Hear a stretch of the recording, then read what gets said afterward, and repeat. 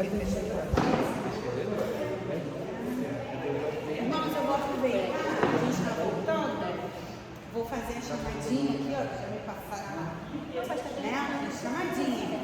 Flávia Barbosa. Eu. Ué, a outra é. Flávia Barbosa. Não entendi, não. Flávia Barbosa. A Mônica. Olha, engraçadinha, né? É, eu. Simone Gomes. Ali.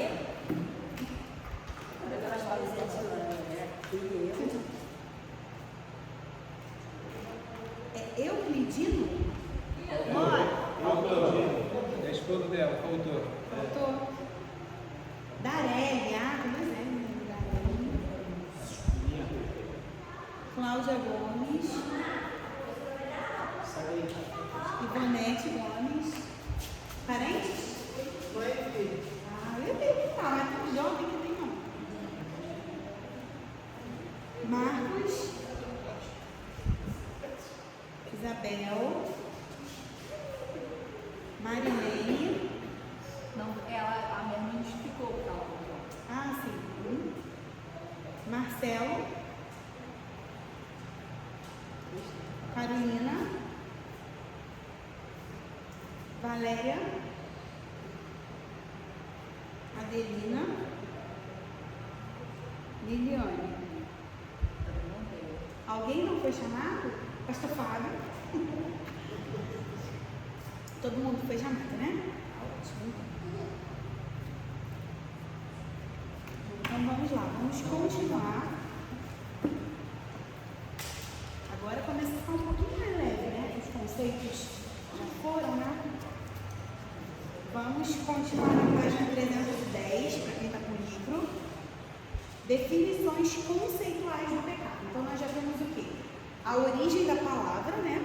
A martiologia, que é o estudo acerca do pecado, sobre o pecado. Nós já vimos, né, que algumas filosofias não acreditam no pecado da forma como a gente acredita ou conhece, mas pelo contrário, acreditam que tudo é pecado, desde que o mundo é mundo, que sempre será assim.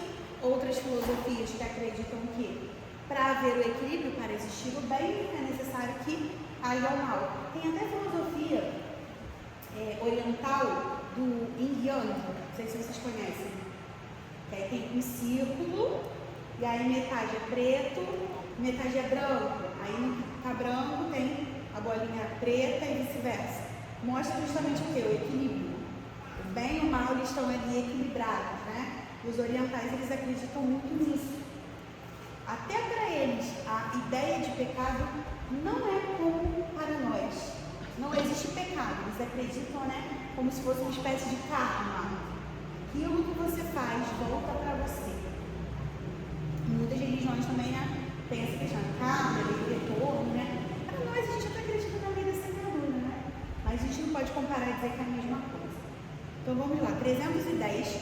Definições conceituais do pecado. Então agora nós vamos ver alguns escritores que falam sobre isso, alguns teólogos famosos, que for mais relevantes, sejam marcando ou vou sinalizando. Abordamos definições de termos bíblicos relacionados com o pecado e também definições filosóficas. Os estudiosos cristãos do assunto em apreço tentam definir de várias maneiras, partindo do conceito mais expressivo e bíblico de que o pecado existe como um ato, bem como um estado ou condição. Alguns nomes respeitados da história do cristianismo, Idade Média em diante, conceituam teologicamente o pecado de forma bem clara. Então a gente vai ver alguns exemplos aqui. John Wesley, pai do metodismo, né? Tem até as igrejas metodistas e metodista wesleyana, que leva o nome de John Wesley, definiu o pecado como uma transgressão voluntária de uma lei conhecida. Vocês podem marcar essa definição. Então, para John Wesley, o pecado é o quê? É uma transgressão voluntária. Você quis fazer de uma lei conhecida. Se for na terra, é a lei humana. Se for no céu, a lei de Deus. Um outro famoso teólogo da época ressaltou a natureza dupla do pecado ao declarar que a ideia primária designada pelo termo pecado nas Escrituras, é a falta de conformidade com a lei, uma transgressão da lei, o fazer algo proibido, o deixar de fazer aquilo que é requerido. Augustus Hopkins Strong, eminente professor de teologia nos Estados Unidos, escreveu sobre a doutrina do pecado em sua Teologia Sistemática de 1886, que pecado é a falta de conformidade com a lei moral de Deus, quer em ato, disposição ou estado. Ou seja, né, gente? Primeiro, John Wesley, ele nos trouxe a ideia de que há uma lei e que quando você transgride aquela lei, você está pecando. Aqui, Strong, ele já fala o que para nós? Que o pecado é aquilo que você faz, é a disposição ou é o estado, certo? Então, o pecado é o estado que você está, como nós já falamos, o estado de estar em pecado, estar no pecado, é também o ato de pecar. E há algumas formas, né, que a gente vai ver daqui a pouco. W.T. Conner, em Doutrina Cristiana, ao falar da natureza do pecado, escreveu: definimos o pecado como uma rebelião. Podem também marcar essa definição. É sempre bom a gente saber o que outros filósofos pensam, outros teólogos, e esses são assim muito famosos. Definimos o pecado como uma rebelião contra a vontade de Deus. Lembra que a gente falou de rebelião lá no comecinho, né? O pecado como algo voluntário implica o conhecimento. Se o homem peca voluntariamente, então seu pecado é contra a luz. Paulo esclareceu que todo ser humano tem um certo grau de conhecimento da lei moral de Deus, e por isso não há um justo sequer. Quem pode abrir para nós em Romanos 3,10? Romanos 3,10, por favor.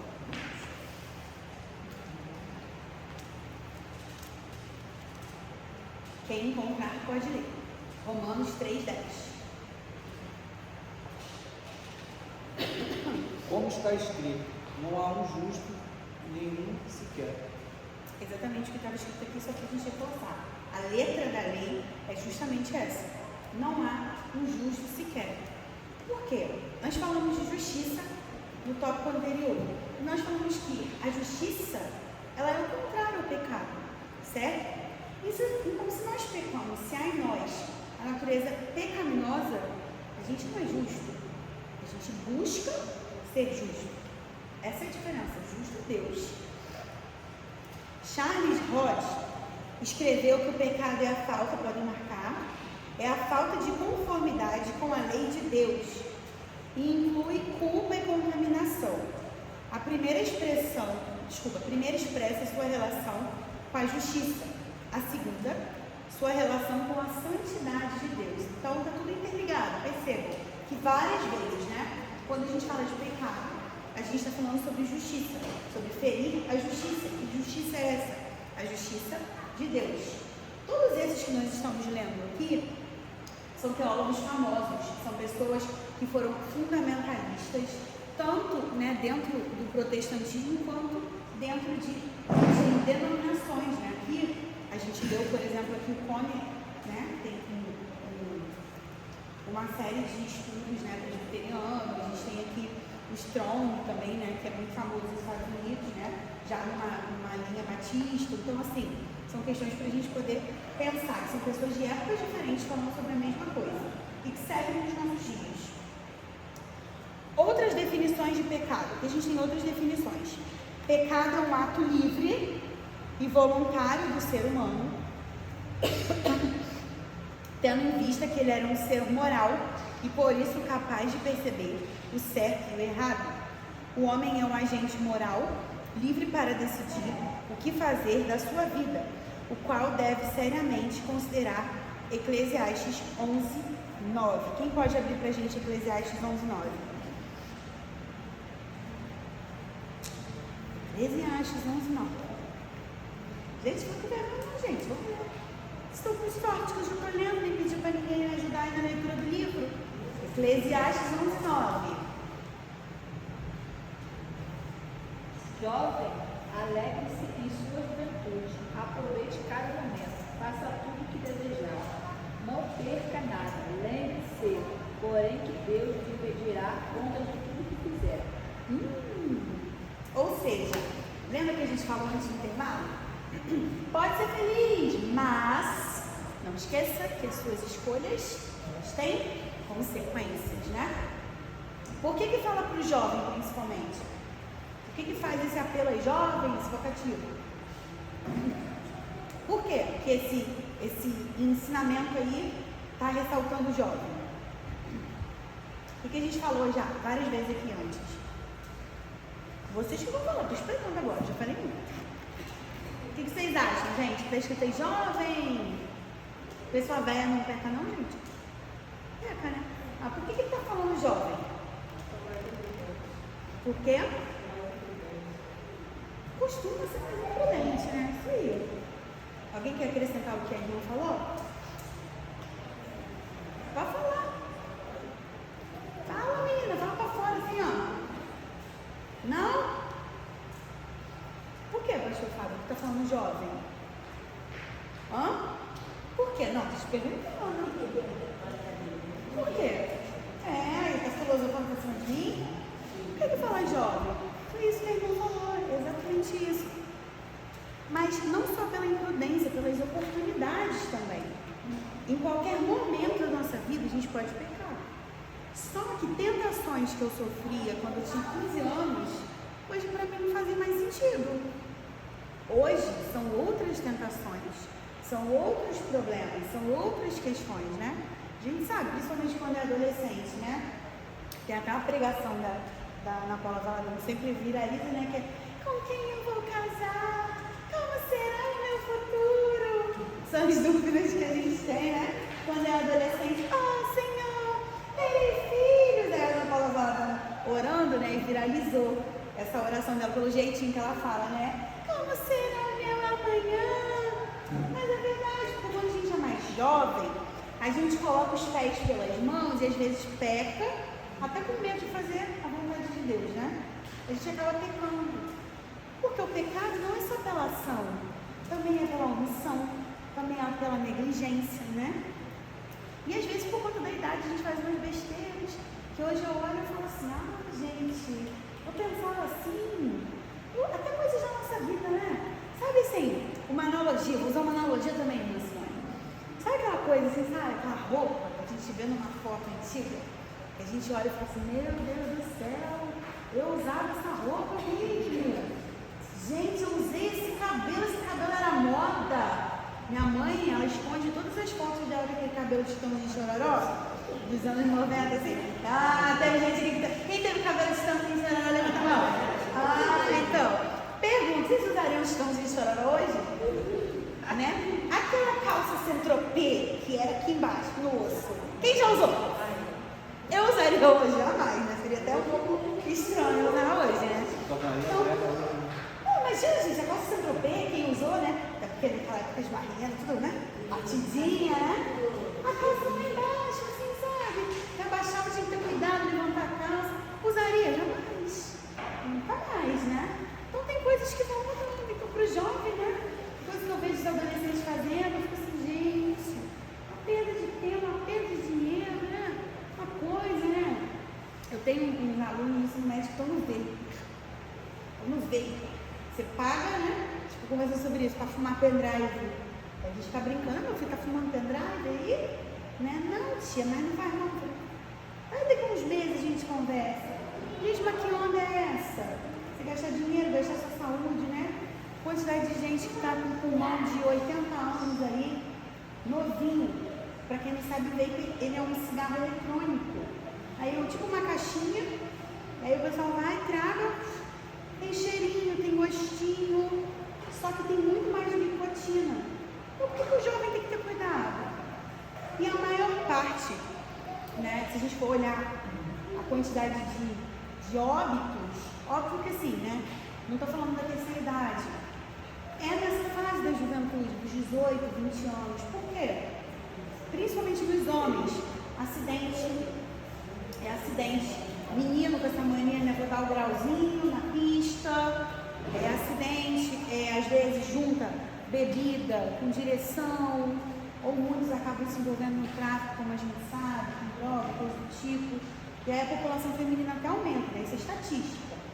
Fica muita mulher com homem, já na fase adulta. Então, o jovem, gente, realmente é bombardeado sempre.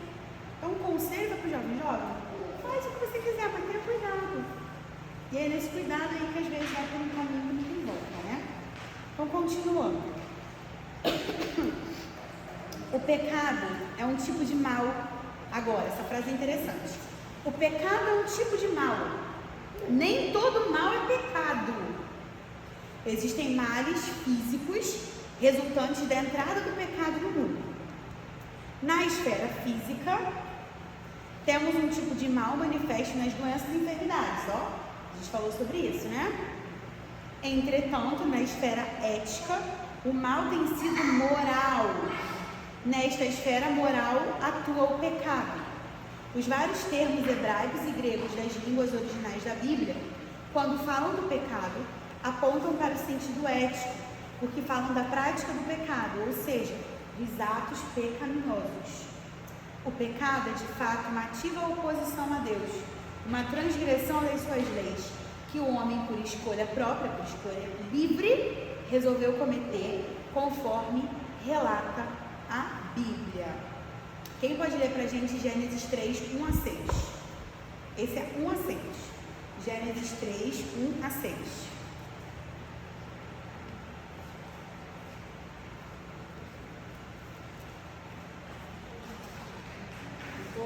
Dentro dessa. Peraí que não precisa chamar de doutora, não. Pode ler aqui? Pode ler aqui? Deixa eu ver, só ver a pergunta dela. Pode falar. Não, é uma observação também. Esse que hoje a gente falava dessa, né? Não, Gina, pode falar, gente.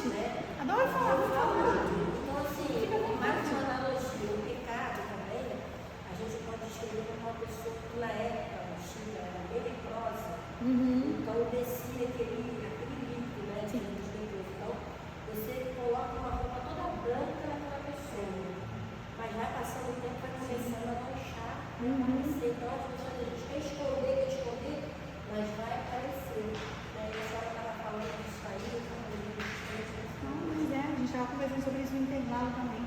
É exatamente isso, né? E antigamente, né, até na Bíblia, o próprio Jesus, né, quando ele é indagado, mas nasceu assim, quem pecou? Foi o pai ou foi a mãe? Ué, gente, mas o que é isso? Pecado, né? Um vai pagar pela E a consciência do senhora fala outro. da consequência, hoje os jovens, eu falo até para os meus filhos, né? A gente vê tantas meninas novas hoje com problema de cirrose, morre sempre porque agora tem cada bebida que se inventa, parece da garrafinha, e elas ficam tudo lá nas redes sociais mostrando, né? Tatiana, Lona, né? Então, quando a senhora falou de Eclesiastes, falou da juventude, Sim. elas estão se destruindo, chega na minha idade, todo esse conteúdo está cheio de enfermidade, não consegue fazer mais nada, né? Por quê? Porque É verdade. Eu tive uma aluna no ensino médio, isso foi antes da pandemia, foi 2019. Não vou citar, né? Um colégio bem caro aqui em São Gonçalo, onde eu dava aula. Ela foi pro carnaval, ela bebeu um tal de corote, que uma vez uma garrafinha de bebida colorida com cachaça, que é baratinha, acho que é R$2, R$3. Ela bebeu tanto corote que ela foi em coma alcoólico e ficou internada. Aí eu te falo, não é filha de gente que não tem dinheiro não, tá? Foi pro hospital particular, partindo direitinho, o pai e a mãe, os dois. Tá? O pai dela é até bem conhecido aqui em São Gonçalo. Porque ela no carnaval foi onda. Foi onda. Uma menina que podia até usar uma coisa mais cara, né? Foi lá, tomou o corote de R$2, gostou, tomou a garrafinha lá, teve coma alcoólico. Aí na época com 16 anos, teve coma alcoólico. Sabe, a pessoa ela não mensura a consequência do ato, entendeu? E quando veja foi. E a gente sabe de vários casos assim. Quando não acontece coisa pior, quando a pessoa não bebe, é violentada, né? Coisas horríveis acontecem, acorda, às vezes sabe nem onde está, né? A gente mais ouve relatos assim, né? E aí vem a questão das marcas que a gente falou. Por que a gente não aprende pelo exemplo? A gente não precisa pecar para saber que aquilo ali vai fazer mal. Se eu estou vendo que o outro está se afundando, vou fazer para ver se eu me afundo também. Não. A gente tem que ser inteligente também. Se aquilo não presta para o outro, não presta para mim. Mas não, tem gente que caminha, vê ali, sabe? Vê o abismo e cai atrás para ver se sai também. É complicado, né? Pode ler. É Gênesis? Gênesis 3, 1 a 6. Gênesis 3, 1 a 6. 3, 1 a 6. Ora, a serpente era mais Astuta. astuta que todas as animais do campo que o Senhor Deus tinha feito, e esta disse: mulher, é assim que Deus disse: não comereis de toda a árvore do jardim. O 2: e disse a mulher, a serpente, do fruto das árvores do jardim comeremos. O 3: mas do fruto da árvore que está no meio do jardim, disse Deus: não comereis dele, nem nele tocareis, para que não morrais. Então a serpente disse à mulher: certamente não morrereis. O 5: porque Deus sabe que no dia em que dele comerdes, abrirão os vossos olhos e sereis como Deus, sabendo o bem e o mal. O 6: e viu a mulher que aquela árvore era boa para se comer e agradável aos olhos, e a árvore desejável para dar entendimento, tomou do seu fruto e comeu, e deu também ao seu marido, e ele comeu com ela. Então, a gente começou a falar sobre a origem do pecado aqui no mundo, relembrando, né, como foi que aconteceu. O coração de Adão, o coração de Eva, eles se encheram do quê? Do seu próprio ego, seu egoísmo, seu orgulho, com aquilo que eu falei lá no comecinho. Eu tenho 1000 oportunidades aqui, mas até ali eu vou ser igual ao homem? Quero que não. O ego saltou à frente, né? Infelizmente a gente se perde às vezes todos os dias por conta do nosso ego. Às vezes quantas decisões a gente deixa de tomar ou toma porque a gente coloca o ego na frente, né? Então a gente tem que ter cuidado com isso também. Nem de mais, nem de menos. Lois Berkoff ensina que o pecado, isso aqui é muito importante, podem marcar, tem caráter absoluto. O que é uma coisa absoluta? É uma coisa total. Sem dúvida, seu conceito está correto e é bíblico. Vamos entender isso. Não se faz distinção ou graduação entre o bem e o mal, porque o caráter é qualitativo. Uma pessoa boa não se torna má por uma diminuição de sua bondade, mas quando se deixa envolver com o pecado, é uma questão de qualidade e não de quantidade. O pecado não implica um grau menor de bondade, mas algo negativo e absoluto.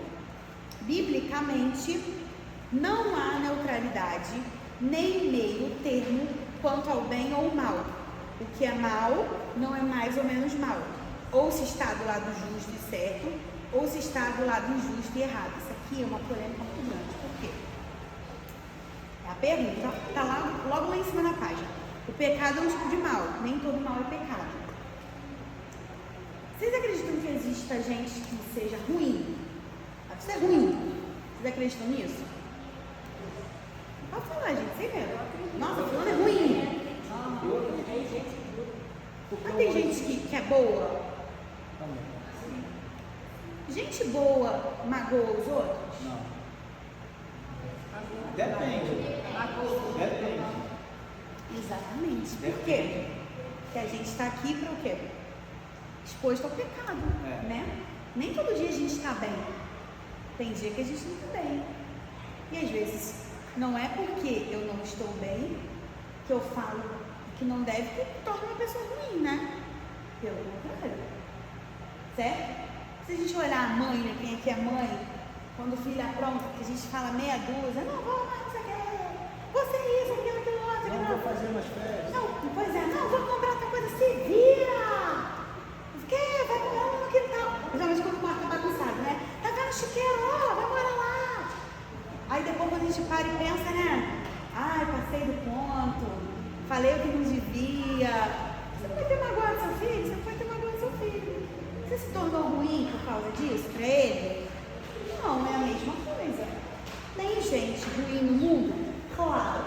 Como a gente falou, a gente que sabe o que está fazendo e gosta de fazer. Mas tem gente boa que peca. Tem gente boa que magoa os outros.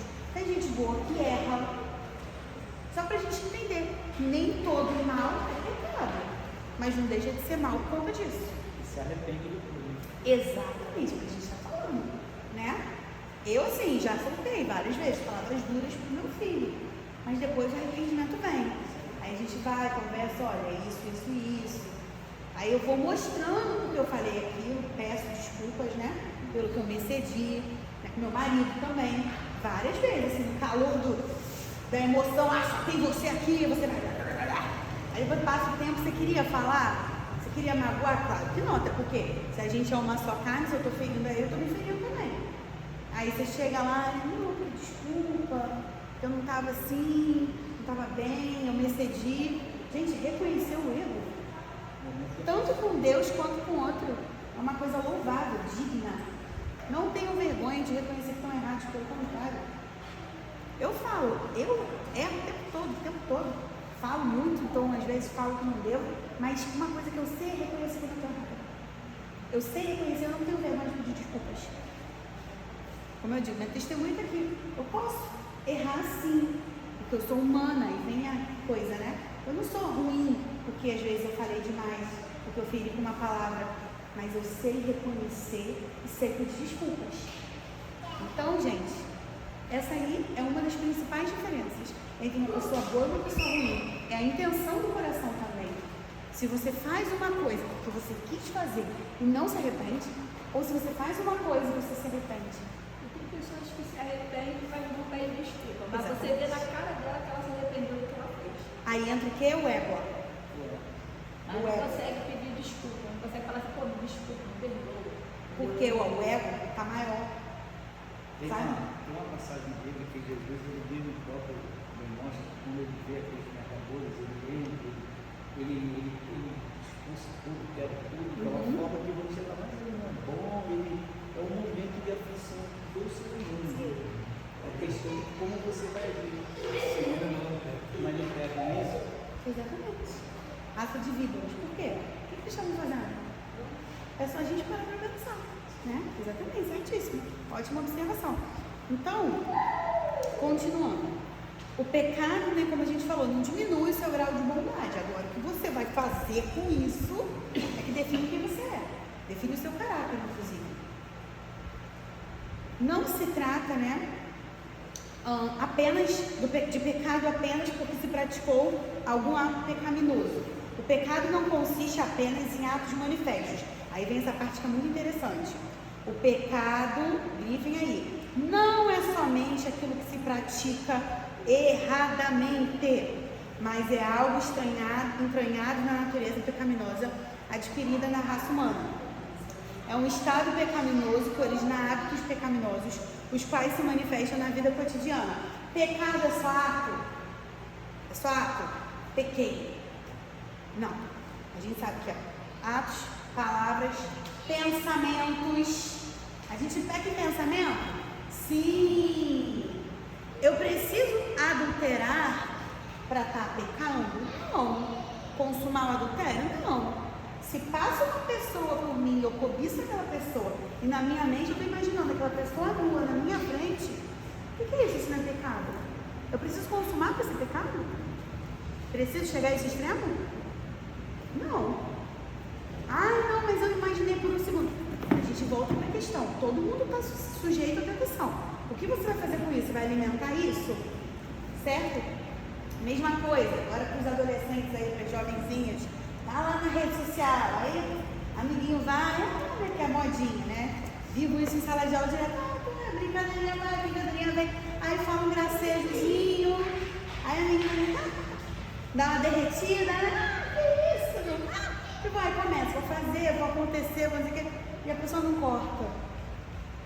Precisou consumar para estar pecando? Aí manda um nudezinho. Mas por que você está recebendo nudezinho e está gostando? O que é isso? É pecado? Claro que é, gente. Eu vou dizer que não é. E se você for casado? Pior ainda, né? Adultério é o quê? É alterar a forma. O que é gasolina adulterada? Uma gasolina que está com algum componente químico dentro, né? Que está fazendo mudar a forma. Então, adulterar não é só eu sair, né? Ir para casinha lá com outra pessoa que não seja meu marido, não. A partir do momento, né, que a gente faz juramento diante do altar de Deus, que a gente diz, né, que seu corpo pertence ao seu marido, vice-versa, e você tá de tralala com outra pessoa, e você manda fotinho, e você recebe fotinho, e você fica só instigando aquilo, você não precisa fazer, ou seja, só o pensamento e ali a conversa, você está pecando? Está pecando. A gente não pode normalizar essas coisas e achar que não, está tudo bem, está tudo certo. E aí volta para o que a gente já falou. Cada vez mais, o pecado está mudando e se adaptando aos nossos dias. Porque antigamente não existia internet. Outra coisa, tem crentes se perdendo com essas bets da vida aí, o negócio de tigrinho. Gente, pelo amor de Deus, olha o laço armado aí. Tem gente perdendo dinheiro de compra do mês, perdendo dinheiro, sabe, de botar coisa dentro de casa, jogando. Com certeza também vocês já ouviram um ou outro aí falando. Eu conheço um que perdeu mais de 20 mil em criptomoeda.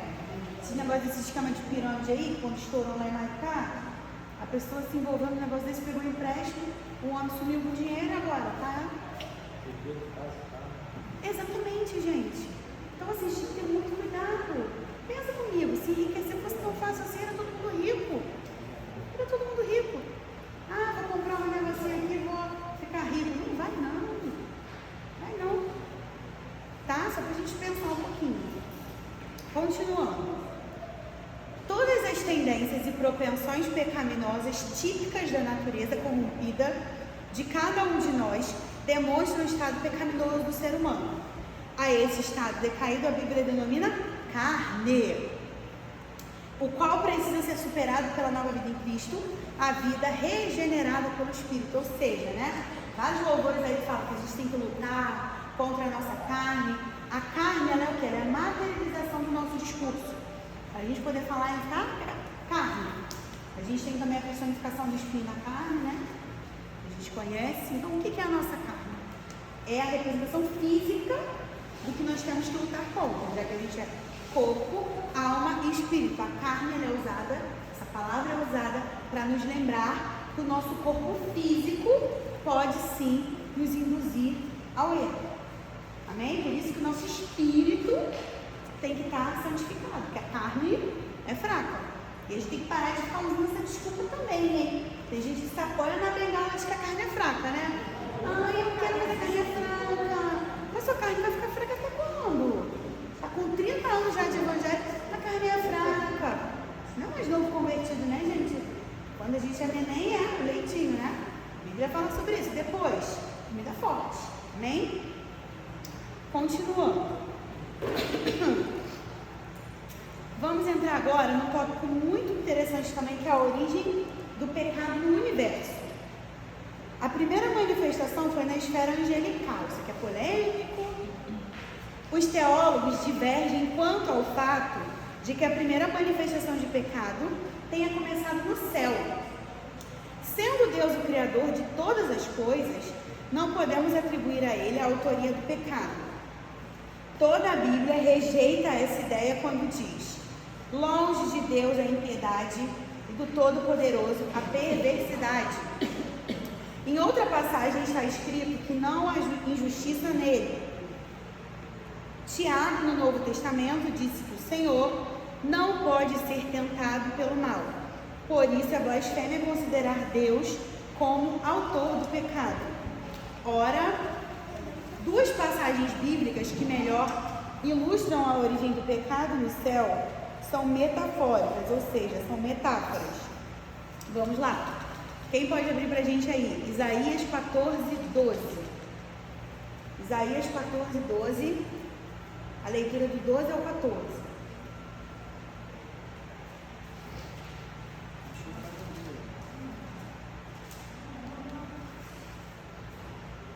Isaías 14:12.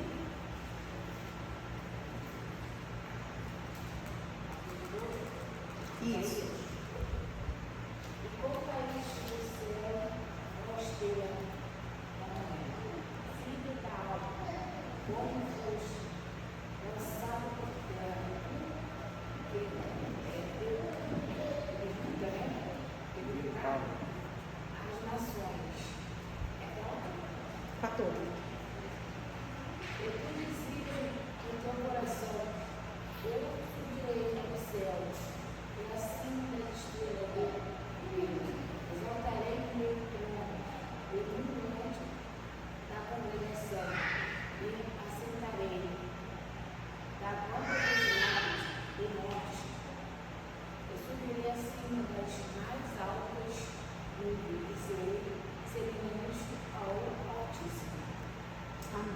Todo mundo já ouviu falar dessa passagem com certeza, né? Aí tá falando da queda de quem? Satanás. Satanás, né? Porque, ó o ego, o egoísmo enchendo o coração, né? E em Ezequiel é falado, né, da queda do rei de Tiro, mas no fundo a metáfora também é sobre Satanás. Essas duas referências fazem menção ao mesmo assunto. Daí a dificuldade na compreensão desses textos pelos intérpretes. Do ponto de vista pentecostal, esses textos falam do pecado iniciado entre os anjos e pelo principal deles, Lúcifer. Os dois textos acima mencionados são tidos como relacionados à queda de Lúcifer e o começo do pecado no universo. Então, por essa teoria, o pecado teria se originado ainda no céu. O primeiro texto, que é Isaías, refere-se ao rei caído da Babilônia, cujo orgulho tornou-o soberbo. Por isso, ele não pôde subsistir com tirania e orgulho ante o Deus vivo. Diz o texto que esse rei era elevado e importante, mas por seu orgulho foi cortado como uma árvore. Segundo a linguagem metafórica, o texto sugere o relato, a história da queda de Lúcifer, denominado Estrela da Manhã, o qual, por sua rebelião, foi expulso da presença de Deus. O segundo texto, Ezequiel, apresenta um lamento sobre o rei de Tiro, mas a linguagem figurada ilustra a queda de Satanás. Então, nos dois textos aí, eles estão fazendo referência de forma metafórica. O que é uma metáfora? Uma comparação, como a gente chama, implícita. Compara coisas para nos fazer entender. É uma imagem, né? É um exemplo. Continuando. O registro bíblico da origem do pecado prossegue noutras referências que tratam do assunto. O que fica claro é que o pecado foi originado por Satanás. Ele pecou antes de Adão e Eva, quando se apresentou na forma de uma serpente para tentar Eva. Jesus declarou que Satanás é homicida desde o princípio. A expressão desde o princípio não quer dizer que este ser angélico foi sempre mau. Seu primeiro estado era de santidade. A expressão desde o princípio indica no contexto da história da criação que ele se fez opositor do Deus Trino desde o início da criação do mundo. Então, desde o início da criação do mundo. Para nós, né, humanos, não conta que estava no céu, porque a gente não estava no céu. Desde o princípio, né? No princípio criou Deus os céus e a terra, que vale para nós. Então, desde aquele princípio ali, Satanás já estava. Exatamente isso que essa referência fala. Tá bem? Continuando. Entretanto, antes da criação do universo material, os anjos já haviam sido criados. Sabemos disso. Amém? Glória a Deus, isso aí. Mesmo considerando as nossas dificuldades para entendermos plenamente a origem do pecado no céu, sabemos que Deus conhece todas as coisas e faz todas as coisas conforme o conselho da sua vontade. O pecado entrou na vida da humanidade através de Adão e Eva. Como isso aconteceu? A história bíblica descreve como o pecado tornou-se uma realidade na vida da humanidade, quando uma criatura extraordinária e espiritual se materializou numa serpente, tá? Entre aspas aí, porque como nós sabemos, né, gente, tem divergência, se era um tipo de lagarto, se não era lagarto, né? Isso aí pra gente não menos importa. O que importa é que a gente sabe que aconteceu e que o pecado entrou no mundo por conta disso. Nem a discussão eterna sobre a maçã. Ai, foi a maçã que mordeu e não sei o quê. A fruta era maçã. Meu querido, o que menos interessa se foi maçã ou não. O que importa é a simbologia da gente saber o que foi que aconteceu. Amém? Continuando. Para enganar as mais belas criaturas da terra, o homem e a mulher. Essa criatura é denominada em outras passagens como antiga serpente, o diabo e Satanás. Foi essa criatura que pecou desde o princípio, se tornou inimiga da criação de Deus e originou a catástrofe cósmica. Pela soberana e sábia vontade de Deus, permitiu-se que no Éden, o jardim idílico criado por Deus para que Adão e Eva vivessem felizes, Satanás penetrasse para tentá-los com astúcia e engano. A história da criação da criatura humana relata que Adão e Eva foram criados bons e colocados no Éden para desfrutarem de todas as benesses, né, de tudo que havia de bom daquele jardim e manter comunhão com o seu Criador. Por serem criaturas humanas e finitas, estavam sujeitas a pecar, como nós já vimos. Deus então estabeleceu para eles uma regra, já falamos sobre isso também, que não comessem do fruto, né, gente? Duvidaram da veracidade da palavra de Deus e acataram as insinuações do inimigo. Daí, desobediência, egotismo, né? Rebeldia, pecado, queda e suas consequências, que se transmitiram a toda a posteridade de Adão. O pecado de Adão foi um ato pessoal. Já consideramos o fato de que o pecado é um estado da vontade e que esse estado egoísta da vontade é universal, ou seja, é de todo ser humano. Uma vez que o homem preferiu obedecer ao seu eu, pervertendo sua própria vontade. Também tornou-se responsável pelas consequências de sua transgressão. Ponto. Então voltamos aqui. Toda ação tem uma reação. Todo pecado tem uma consequência. Não pense que aquele seu pecadinho não está sendo visto, porque está. A gente já falou. Quando a gente fala da totalidade, do absolutismo, é também voltado para isso, de que pecado é pecado.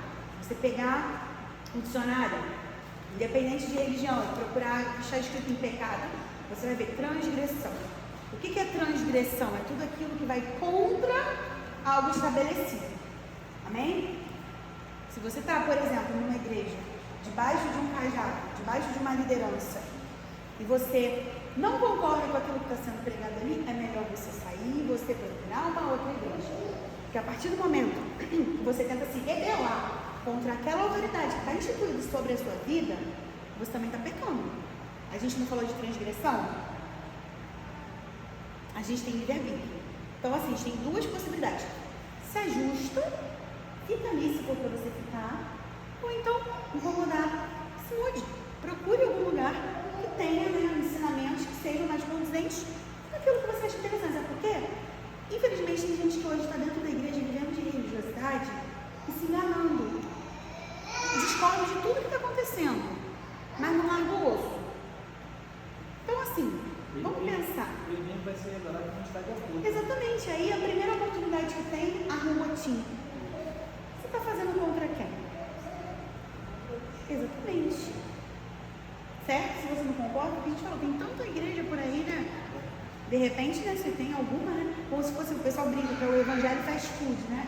Não gostei dessa, vou pra outra. Tá entendendo? Continuando. Ele adquiriu uma natureza corrompida e afetou universalmente toda a criatura na terra.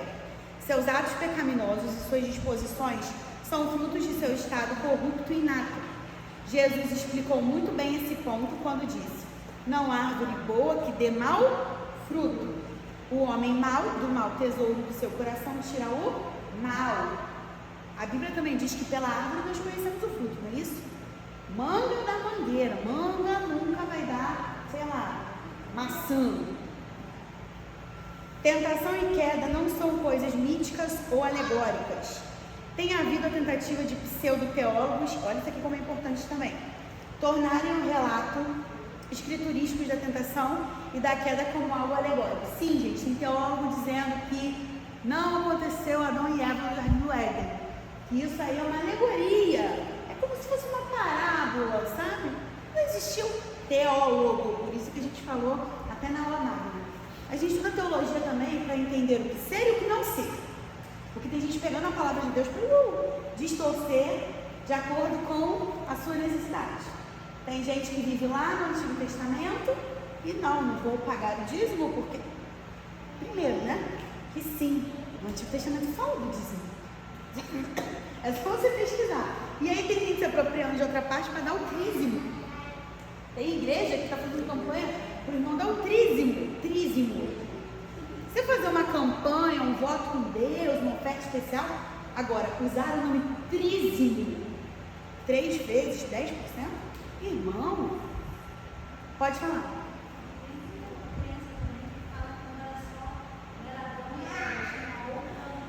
Sim, Lilith. Lilith foi a primeira mulher de Adão. Só que Lilith era insubordinada. E aí ela foi né, condenada e Eva veio no seu lugar. Sim. Sim. E vou falar para vocês, tem cristão que cai nessa conversa. Isso que eu ia falar. Tem cristão que acredita nessa conversa, porque tem uns livros aí, a gente tem um amigo que ele era cristão até conhecer o livro de Urântia.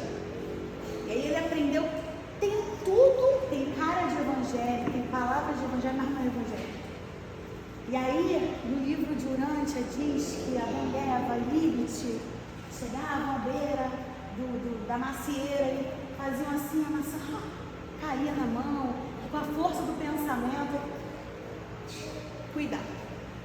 Cuidado com a teoria. É bom estudar, mas é bom a gente se proteger também. Pede sempre discernimento a Deus para tudo, porque infelizmente tem gente que acaba acreditando em umas coisas que completamente, o que a gente leu aqui, ó, herege, vai contra a Bíblia. Vai contra a Bíblia. A Lilith é uma dessas coisas, né? Se a minha Bíblia diz que Adão e Eva, eu vou tirar a Lilith de onde? Que alguém teve uma revelação. Nossa, meu Deus, parabéns.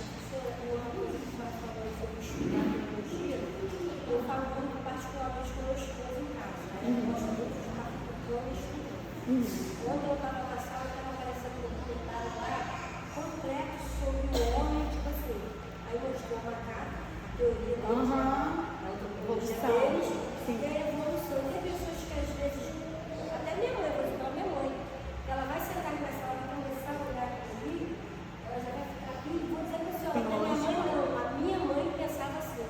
Porque eu conversando com ela pensava assim, assembleianos de preço. E uma coisa que a senhora falou sobre estudar a palavra, né, e tudo vai mudando, hoje as assembleias de igreja, porque são as igrejas que mais você vê as pessoas estão no fundo e tal. Sim. Então hoje foi, né, liberou tudo, abre as portas. Não.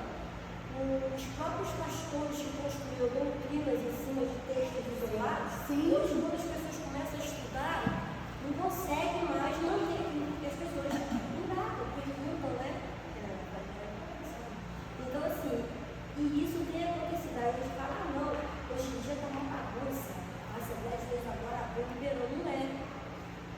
Se bem que tem Assembleia que já parece o batista, às vezes a gente não sabe, né, realmente qual é o estatuto ali. Mas toda a igreja de pessoas está tem sua doutrina na Bíblia. Mas infelizmente não estudam e acham que não é Bíblia e ponto. É porque as pessoas confundem costume com doutrina. Doutrina é ensinamento. Certo? Isso que a gente está vendo que é uma doutrina, um ensinamento. Costume é aquilo que cada igreja institui de acordo com aquilo, né, na visão da sua liderança, aquela coisa toda. Óbvio que observa na Bíblia. Mas vamos pensar uma coisa que as meninas principalmente não vão entender. Vocês lembram quando era pecado depilar a axila e a perna? Né? Aí imagina nos dias de hoje esse calor que a gente está vivendo, as irmãs com cabelo que assim, se tiver alguém que deixe, não é para ofender ninguém não, mas imagina nos dias de hoje esse calor que tá, né? Vocês lembram da época que não podia cortar cabelo? Que era cada cabelo aqui assim? Né? São coisas, às vezes a irmã não tinha nem condição de cuidar daquele cabelo, mas mantinha por conta de um dogma, por conta de um costume, né? E a irmã que não conseguia, e eu vi esse testemunho uma vez, tá? Uma irmã que não conseguia deixar o cabelo crescer, porque o cabelo não tinha força para crescer. Ela estava em pecado porque o cabelo dela não crescia? Porque o cabelo dela era mais fraquinho? Então, são coisas que a gente não tem lógica, né? O irmão que deixa essa barba diz que estava em pecado, lembra disso? Estava em pecado. Tanta coisa mais importante, né? Vamos lá para a gente finalizar esse tópico, por causa da hora. Vamos lá. Satanás levou o casal a duvidar da veracidade de Deus, insinuou que o Criador estaria tirando deles o direito, olha Satanás como é ardiloso, de conhecer coisas mais sublimes, coisas melhores. Adão e Eva então pecaram e deixaram que seus corações fossem corrompidos e afetassem seus apetites naturais. Diz o relato bíblico que sua disposição interior manifestou-se em atos. O texto diz literalmente: ela tomou do seu fruto e comeu, e deu também ao seu marido, e ele comeu com ela. O homem seguiu a indução do seu coração e fez a escolha do seu eu. Olha o ego aí mais uma vez. Em desacordo com Deus, portanto, o pecado surgiu de dentro do homem, do seu interior, e ele transgrediu a lei do Senhor. Nosso último tópico da noite é esse aqui, que é bem pequenininho. Chegamos bem onde eu queria, graças a Deus, deu tudo certo. O pecado original, para a gente fechar e ficar com mais vontade ainda. Pecado original e sua afetação. O que esse pecado original afeta? Quem já ouviu falar do pecado original? Só eu, gente? A irmã Cláudia também. Só nós duas? Original, porque vem do quê? Da origem. Isso é muito pregado na igreja católica. Eu posso falar que eu já fui católica. E na igreja católica a gente aprende o pecado original. E além disso a gente aprende os 7 pecados capitais. São pecados inerentes a todo ser humano. Capital vem de caput, significa cabeça. Então, os 7 pecados capitais são os pecados que todo homem comete. Gula, avareza, luxúria, ira. A gente aprende no catecismo, né? Distinção entre pecado original e culpa original. Na língua latina, usa-se a expressão peccato originale, que se traduz literalmente por pecado original. Para entendermos o assunto, precisamos fazer a distinção entre pecado original e culpa original. Por pecado original, entendemos que se trata do pecado herdado de nossos primeiros pais, Adão e Eva, o qual passou a toda a criatura humana. 2. A culpa não é herdada, e sim imputada a cada criatura. A expressão pecado original não se encontra na Bíblia. Gente, não existe escrito na Bíblia pecado original, tá? Isso aí é assimilação. Não se encontra na Bíblia de forma literal, mas a sua manifestação está implícita na história da queda. Por isso, o pecado original está na vida de todo ser humano desde o seu nascimento. Outro assim, precisamos esclarecer que a expressão pecado original nada tem que ver com a constituição original do homem. Haja vista Deus não ter criado o pecado, ou pecador, né? Toda criatura humana é culpada em Adão e, consequentemente, tem sua natureza corrompida desde o nascimento. Pecados venais e pecados mortais. Veniais, na verdade. A Igreja Romana, que é a Igreja Católica, né? Faz distinção entre pecados veniais e mortais. Ao mesmo tempo, ela tem dificuldade em distinguir esses pecados. Tal distinção não é bíblica.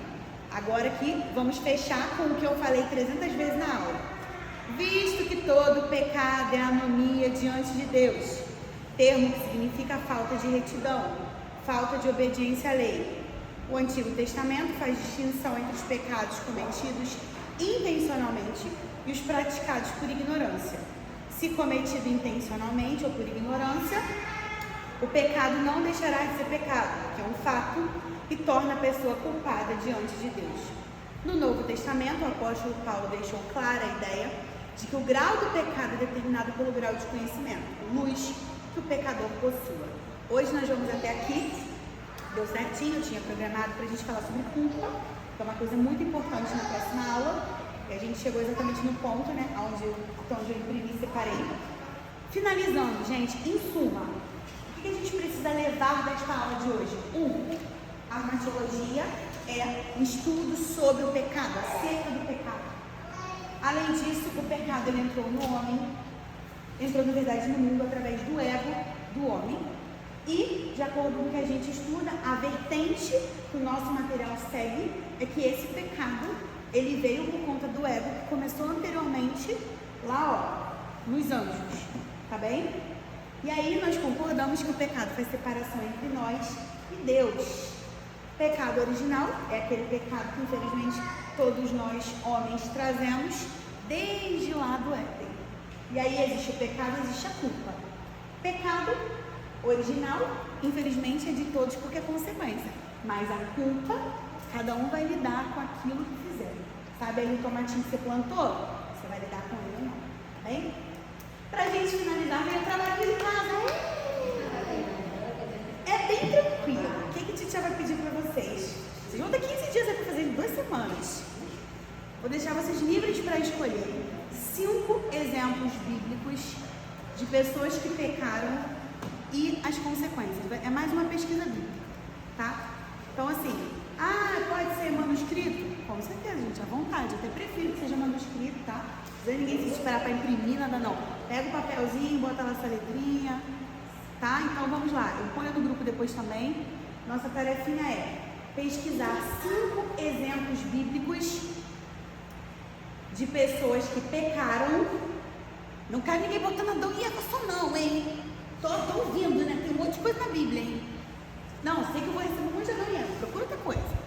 5 exemplos de pessoas que pecaram na Bíblia e suas respectivas consequências. Aí pode falar, fulaninha das couves teve tal coisa. A consequência foi tal coisa. Cicraninha fez isso. A consequência foi tal. Um monte de exemplo conhecido. Tá? Na próxima aula a gente vai falar mais dos exemplos e vai entrar na questão da culpa. Alguém quer perguntar alguma coisa? Que pecaram na Bíblia, isso. E suas consequências, as consequências que sofreram. Isso. Pode colocar o versículo bíblico, né? Referência, para não ficar só na palavra de vocês, tá?